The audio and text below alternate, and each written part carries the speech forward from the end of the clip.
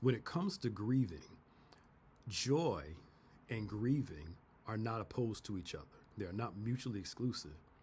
You can have joy in your sorrow, and you can have sorrow mixed in with your joy, because the grieving process is learning how to get your head above the water and have some joy while you're still grieving.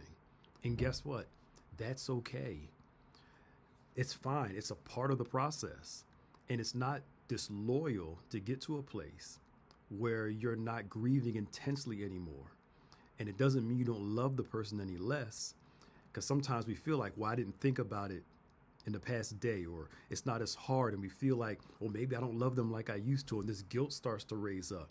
When the reality is, it's not anything to feel guilty about. It's the normal process of grieving, where you go from intense grief to learning to grieve and also finding some sense of joy and some sense of peace. Learning to find some sense of normalcy in your life, because you can do both. We always look at things in black or white, when the reality is it's a gray area there.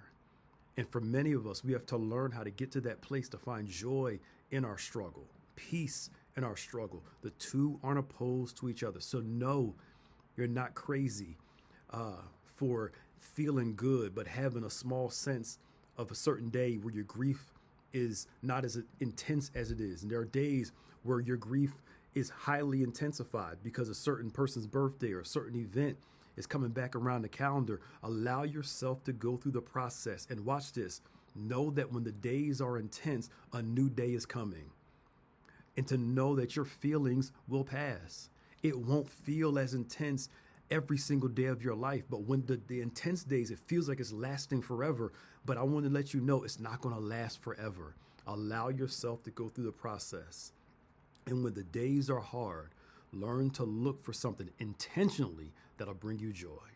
Not something that's going to bring you some immediate relief that's not good for you, that's sinful, but something that God has available to you. His presence, loving people around you, a walk in the park, something to appreciate in the difficult days, and to know that even while you're grieving, you are allowed to have joy.